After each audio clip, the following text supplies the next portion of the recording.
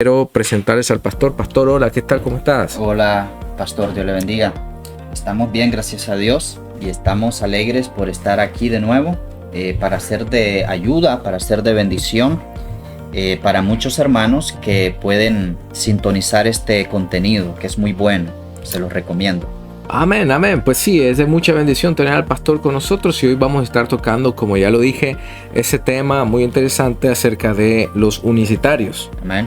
Ciertamente es algo que ha generado mucha controversia y el día de hoy vamos a aclarar muchas dudas y a ver si ciertas posiciones que ellos tienen realmente son bíblicas. Es importante primero definir lo que es este movimiento. Bueno, el movimiento Jesús Solos, que es también conocido como el movimiento pentecostal unitario o los unicitarios, o algunos también lo conocen como la teología unicitaria. Ellos enseñan, escúcheme bien, ellos enseñan que Jesús es el Padre. Enseñan que Jesús es el Espíritu Santo. Pastor, en otras palabras, lo que está diciendo la teología de la unicidad es que ellos no reconocen a las diferentes personas de la Trinidad. Sí. Y yo creo que estamos de acuerdo que Dios es solo un Dios. Nosotros no creemos entre dioses. Creo que hay un problema de interpretación de las escrituras y ellos cometen un error grave en rechazar esta doctrina que es fundamental para nosotros, que es la Trinidad. Ahora, es importante recalcar de que esta gente, para muchos cristianos, muchos los miran como cristianos, pero realmente son una secta. Son una secta porque están negando una de las doctrinas más importantes de la Biblia. Claro, es una doctrina fundamental, ¿no? Sí, ¿cierto? Es algo vital, ¿no? Algo que se ha creído durante todas las épocas del cristianismo. En todos los credos históricos siempre se ha aceptado la posición de la Trinidad. Ahora, el problema con ellos es que interpretan que hay un solo Dios, que es Jesucristo, que se manifiesta en el Padre, se manifiesta en el Hijo y se manifiesta en el Espíritu Santo. Esto es lo que nosotros llamamos como modalismo. Diferentes modos y en diferentes tiempos, ¿verdad? Pero con la ayuda de Dios vamos a tratar de ayudar, vamos a tratar de aclarar esto. No podemos comprender, cuando nosotros nos metemos al tema de la Trinidad, pastor, no podemos comprender humanamente a toda cabalidad, porque al final es un misterio. Pero es algo que está justificado por las Escrituras, en toda la Biblia. Y entonces tenemos que creerlo, aunque ahora mismo tal vez no podamos comprender a cabalidad cómo funciona esto. Pero sí creemos que el Padre es Dios, creemos que el Hijo es Dios y creemos que el Espíritu Santo es Dios, pero no creemos que estas tres personas sean la misma persona. Son personas diferentes, con funciones diferentes. Pero ojo, estas tres personas operan al mismo tiempo, no como creen ellos. Creen que en algún tiempo, entonces, el Padre, en algún otro tiempo el Hijo y en algún otro tiempo el Espíritu Santo. Tal vez puede...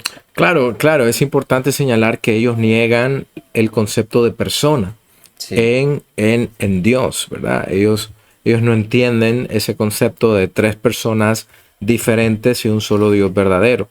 Sí. Por ejemplo, nosotros encontramos en Mateo capítulo 3, versículo 17, y eso es algo que nosotros podemos ver en la Biblia, que dice que en el bautismo de Jesús, por ejemplo, ¿no? Ahí vemos algo muy interesante. Ahí voy a leerlo y después podemos comentarlo. Estamos utilizando la versión LBLA. Dice, después de ser bautizado, Jesús salió del agua inmediatamente y he aquí, escucha bien, he aquí dice, los cielos se abrieron y él vio al Espíritu de Dios que descendía como paloma y venía sobre él, ¿verdad? Y esto es interesante porque luego dice el versículo 17, y he aquí se oyó una voz de los cielos que decía, este es mi Hijo amado en quien tengo complacencia. Ahí vemos las tres personas, ¿no? Actuando en el mismo evento, actuando de manera singular cada una de ellas, pero en el mismo evento. Y entonces Vemos al Hijo siendo bautizado, Sí. al Espíritu Santo descendiendo como paloma Y al Padre. y al Padre hablando desde los cielos. Entonces, Ese texto quiebra la idea del modalismo, de las de tres modos diferentes como ellos creen. Creo que es un texto muy importante a considerar para entender de que estas tres personas que son diferentes, pero en esencia son un solo Dios, ¿ves? Pero están actuando al mismo tiempo. Al mismo tiempo están obrando de una manera diferente, tal vez están obrando en funciones diferentes. por ejemplo, uno de los textos que ellos utilizan es Juan 10:30, donde dice, yo y el Padre una cosa somos. Entonces ellos dicen, bueno, ahí estamos viendo que el Padre y el Hijo dicen ser una sola cosa, y entonces estamos viendo, dicen ellos, que son la misma persona. Y ahí es donde nosotros tenemos que ver estos argumentos que traen en sí una falacia, porque no toman todo el contexto para poder interpretarlo, y entonces vamos a ver eso en su contexto y poder refutarlo. Ahora, ¿qué podemos decir cuando Jesús dijo, yo y el Padre una cosa somos? Bueno, ahí cuando Jesús está hablando, no se está refiriendo a que son una misma persona, sino se está refiriendo en una unidad espiritual y propósito. Amén. Propósito. Ellos son uno en un propósito y en una unidad espiritual, es decir, es un solo Dios. Cuando nosotros decimos que somos uno en Cristo, ¿somos una sola persona? No, somos diferentes personas, pero tenemos una unidad en Cristo, que es lo que se refiere el texto. Amén. Amén. Claro, claro. Sí. Está hablando de la unidad, no que sea una misma persona. Por ejemplo, nosotros vemos en Mateo 19:5 que dice, por tanto se unirá el hombre a su mujer y serán una sola carne. Una unidad. ¿Verdad? Esto está hablando no que van a fusionarse, sino que son una unidad. Otro texto bíblico muy interesante que ellos utilizan es Juan 14:8 y 9. Este versículo bíblico dice, el que me ha visto a mí, ha visto al Padre. Lo que quiere decir este versículo es que está hablando de la unidad en la naturaleza. Una naturaleza divina. Amén. Sí, eso es. Entonces, ellos usan muchos pasajes que si no se interpretan bien, se puede uno confundir, ¿verdad? Pero es ahí donde nosotros tenemos que hacer uso de la hermenéutica y interpretar el contexto de cada texto, de qué es el hilo de la conversación, de qué es lo que viene hablando.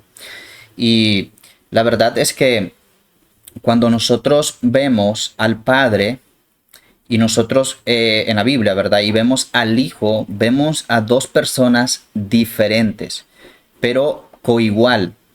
O sea, no estamos hablando de que es inferior el uno al otro, sino que son iguales, porque en esencia el Hijo es Dios y el Padre es Dios.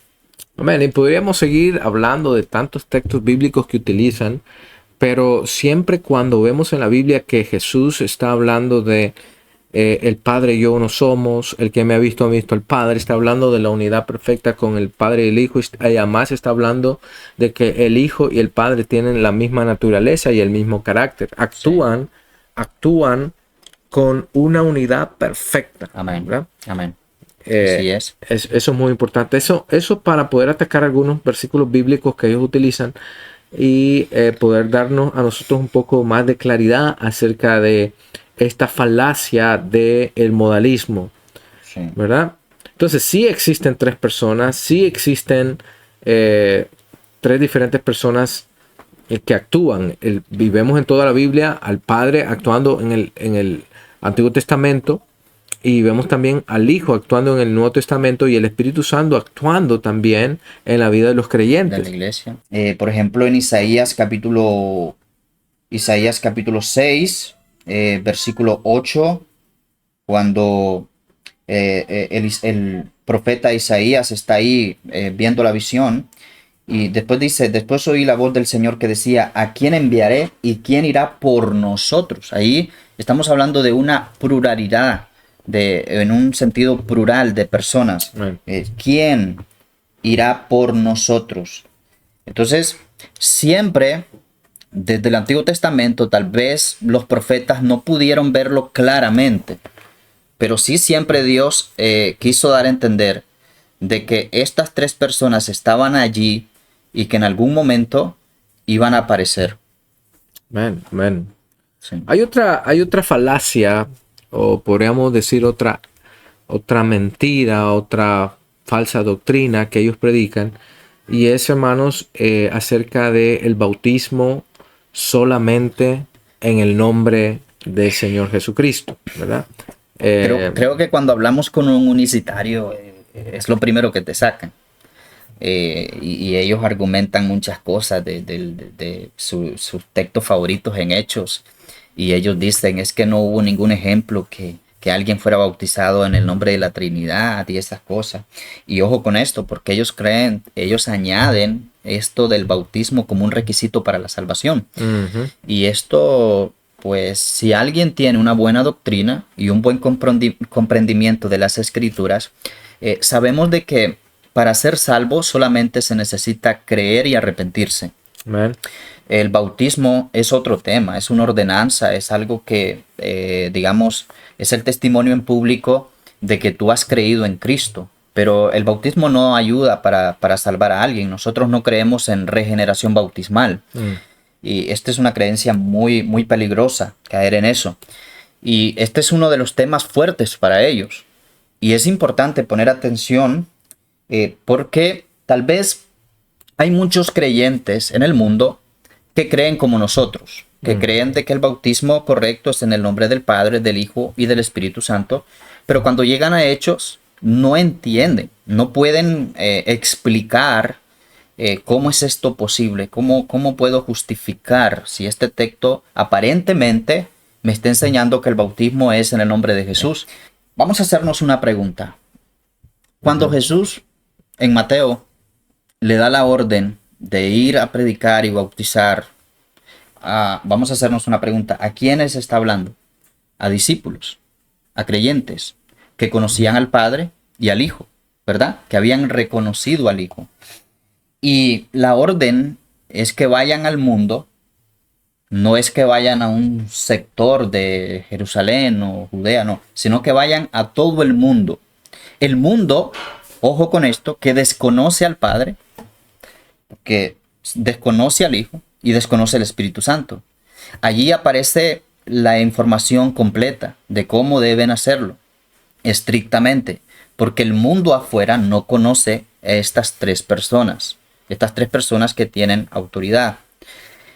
Cuando llegamos al libro de los Hechos, vamos a hacer la misma pregunta. ¿A quiénes les está hablando? Les está hablando a personas que aceptaban al Padre, aceptaban el Espíritu Santo, pero que habían rechazado ¿a quién? A Cristo, a Jesús. Entonces, el centro del texto, o de esos textos que podemos encontrar en Hechos, el centro es Jesucristo, porque esta gente había rechazado a Jesucristo. Y entonces, cuando Pedro les está diciendo, oye, tienen que reconocer a Cristo, y cuando van a ser bautizados, tienen que incluir, o sea, tienen que, digamos, añadir el nombre de Cristo. Tienen que reconocer a Cristo. No solamente pueden ser bautizados en el nombre del Padre, tienen que ser bautizados también en el nombre de Jesús. Entonces, la Biblia es coherente, no se está contradiciendo. La orden la dio Jesús. Y como el pastor Pablo lo explica, cuando Pedro dice bautícese cada uno en el nombre de Jesús, lo que se está refiriendo es bautícese cada uno bajo la orden que Jesús había dado. Bajo su autoridad, ¿no? Bajo su autoridad, porque Jesús tenía toda la autoridad que él había recibido del Padre. Pero podemos entender que en Mateo 28, 19, se está dando la orden de, que el Señor Jesucristo está dando la fórmula bautismal, ¿no? El Señor Jesucristo está diciendo que se bautice en el nombre del Padre, del Hijo y del Espíritu Santo. Y esto es como la fórmula. Y fórmula correcta. La fórmula, ¿no? La fórmula correcta de bautizarnos. Porque si algo tenemos que nosotros entender es que la salvación es una obra de Dios. Amén. En las tres personas. Sí. El Padre envía al Hijo para que el Hijo sea humanado, se encarne, haga su ministerio, predique el reino de Dios, sea muerto en una cruz para redención de los pecados, y el Espíritu Santo, cuando se predica el Evangelio, trabaja en la vida del ser humano Para convencimiento, convencerlo. de pecado para que éste se arrepienta, Sí. ¿cierto? Sí. Entonces la salvación es una obra de las tres personas en un solo Dios. Las tres personas actúan en la salvación, por lo tanto, el bautismo, que es símbolo de esta salvación, debe ser De esa misma manera. en nombre de estas tres personas. Sí. Pero ahora quiero que hablemos acerca de algo también que es muy crítico, esta doctrina, y quiero que hablemos quién es el Hijo de Dios para los unicitarios. Ellos no creen en la eternidad del Hijo. No creen en la eternidad del Hijo. Ese es otro problema. No creen en la eternidad del Hijo. Porque creemos que estas personas son eternas. Son eternas. Han coexistido desde la eternidad. Y van a seguir existiendo. Entonces, el unicitario, como cree en el modalismo, entonces ellos no creen en esta eternidad. Ellos creen que algún tiempo va a caducar esto. Entonces, por ejemplo, ahora mismo solamente Jesús. Para ellos, el Padre ahora mismo no Es Jesús. es Jesús. O sea, pero ellos no aceptan al Padre ahora mismo como una persona, sino solamente Jesús. Así es. Entonces, ahí hay un problema serio. Bueno, el texto bíblico dice en el principio, Sí, Juan dice, 1:1, en ¿no? el principio era el verbo, y el verbo era con Dios, y el verbo era Dios. Juzgue usted a quién le va a creer, al texto bíblico o a una idea de un hombre que dice que era, ¿cómo dice? Era la mente, era el plan. En el plan El solamente. pensamiento. Yo creo que el Hijo no era un pensamiento, creo que el Hijo era el Hijo desde el principio. ¿Ves? Que Ahora, este texto refuta esto acerca de este concepto del Hijo no preexistente, no encarnado, no eterno, no eterno. porque Juan 1:1 no pretende explicar la Trinidad, No, pero Juan 1:1 nos presenta tres cosas. Número uno, nos presenta que el Hijo encarnado es eterno, ¿verdad? El Hijo es eterno. sí, Y nos presenta también que el verbo, el Hijo preexistente, es distinto al Padre, ujú, ¿verdad? Y tercero, nos muestra que el Hijo es coigual con el Padre al llamar al verbo Dios. Dios. O sea, Tres cosas ahí, ¿no? sí. Muy interesante. Que el Hijo es divino. El Hijo es divino y es Divino. preexistente Sí, juntamente con el Padre, sí. y el Hijo no es igual al Padre, Ujú, ¿cierto? exacto. El verbo dice, vamos a decirlo nuevamente, en el principio era el verbo. Sí. Y el verbo dice, Y el verbo era con Dios. y el verbo era ¿Ok? Dios. Persona separada de Dios, ¿no? Ujú, era Hijo con y el Dios. Padre son distintos. Y luego dice el verbo era Dios. Exacto. Era coigual con el Padre. Amén. Ahí desbarata completamente todo concepto de que el Hijo se hizo hijo hasta el momento de la encarnación. Imagínense. Hay mucho ojo con esto porque eso es una herejía muy, muy seria. Muy seria porque atenta contra el Hijo. Cuando alguien no cree en la eternidad de Jesús, está negando, sin darse cuenta tal vez, está negando su divinidad. Mm. Porque solamente Dios puede ser eterno. Es muy peligroso. La verdad es que el mismo peligro que corre un cristiano cuando conversa con un testigo de Jehová o con un adventista o con un mormón, es el mismo peligro que corre cuando conversa con un unicitario. Entonces, la recomendación mía es que si usted no ha estudiado estos temas y no está completamente seguro para presentar una defensa, yo creo que no debería tener conversatorios con estas personas porque es muy peligroso. Ahora, si usted está claro y usted ha estudiado y está seguro, entonces mi recomendación es que se aferre a los pasajes bíblicos, y que tenga mucha convicción a la hora de exponer estos textos, no dejarse mover por filosofías o pensamientos, que ellos van a usar mucho eso. Yo pienso que la base doctrinal de que ellos utilizan, de la cual está armado toda su teología, es muy peligrosa.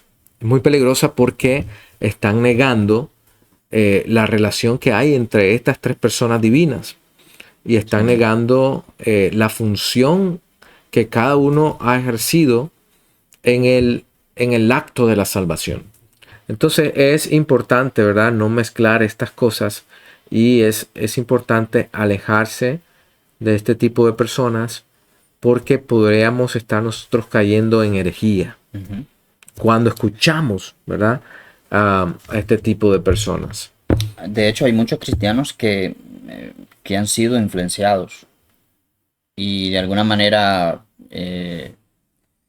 tal vez sin darse cuenta, han adoptado posiciones parecidas o similares a los unicitarios. Y no, debemos de estar muy claros. Debemos de estar muy claros de qué es lo que creemos y por qué lo creemos. Pero cuando alguien niega una doctrina tan fundamental que afecta la salvación de una persona, es ahí donde nosotros consideramos que este tipo de personas no están dentro de la comunidad cristiana, porque están negando aspectos que violentan la salvación. Perdón, pastor, recuerdo este texto de Juan 5:24, que Jesús mismo hablando dice: el que oye mi palabra, Jesús está hablando, y dice: el que oye mi palabra y cree al que me envió. ¿Quién envió al Hijo? El Padre. Ahí tenemos a estas dos personas actuando. Creer en el Hijo es creer en el Padre. El que oye mi palabra y cree al que me envió tiene vida eterna. Y por eso es que tenemos nosotros que advertir contra esta doctrina, porque atenta contra la doctrina de la salvación también, ¿no? Y podemos nosotros echar en el mismo costal a esta secta, al igual que los mormones, sí, y al igual que los testigos de Jehová. Igual que estas sectas que tocan doctrinas fundamentales que tienen que ver con la salvación. Han estado por muchos años disfrazados como cristianos. Yo creo que ellos se han disfrazado un poco mejor, porque tal vez adoptan algunas cosas que nosotros practicamos y creemos.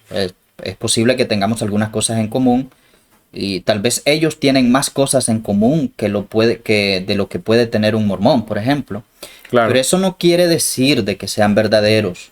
El conjunto de doctrinas fundamentales debe estar presente en el cuerpo de Cristo, debe estar presente en la iglesia. Amén. Y si negamos una de ellas, entonces ahí está el problema. Fundamentales, ¿no? Para la salvación, específicamente en este tema que estamos hablando. Sí. Tienen que ser fundamentales para la salvación, porque sabemos que la salvación es por gracia a través de la fe. Y no podemos negar eso, no. El bautismo no añade salvación, o no es un elemento para la salvación, y esto es muy importante. Pero también la doctrina de los unicitarios también quebranta, por así decirlo, o tuerce el carácter de Dios, ¿no? Nos muestra un Dios que no es el que muestra la Biblia. Ahora mismo usted, creyente, debe creer en un Dios trino. ¿Por qué? Porque la Biblia lo dice. Y porque también a través de la historia, la iglesia ha creído eso. Y ellos, los unicitarios, son un movimiento moderno en relación a las iglesias históricas. Ellos niegan estos credos históricos que hubieron en el pasado. Amén, amén. Muy bien, entonces para concluir, ya estamos concluyendo. Hemos hablado de una manera general de algunas cosas que realmente nosotros consideramos muy peligrosas dentro de este movimiento, pero existen muchas otras cosas más que ellos enseñan, y también quisiéramos ahondar un poquito más en nuestro próximo programa, la próxima semana. Quisiéramos abordar un poquito con detalles y versículos bíblicos también acerca de otras enseñanzas heréticas de este movimiento unicitario. Pero esto lo estaremos haciendo en nuestro próximo programa. Así que por ahora solamente queda despedirnos. Dios te bendiga. Y con este consejo, aléjate de esta doctrina herética de los unicitarios. Pastor, ¿algunas palabras para finalizar? Sí, claro. Espero que hayamos sido de ayuda, de bendición. Si usted quiere escuchar algún tema que nosotros podamos tocar, puede comentarlo y hacer una petición de que toquemos algún tema en lo cual usted está batallando. Y nosotros con mucho gusto, con mucho amor, vamos a tratar de ser una bendición para usted. Dios les bendiga y nos vemos el próximo viernes. Amén. Ok, nos despedimos. Nos despedimos y quiero desearte una hermosa tarde. Gracias por habernos escuchado. Dios te bendiga. Soy el pastor Pablo Cruz, aquí en tu canal Ceñidos con la Verdad, donde estamos abriendo este nuevo espacio para tocar temas en contra de las sectas. Dios te bendiga.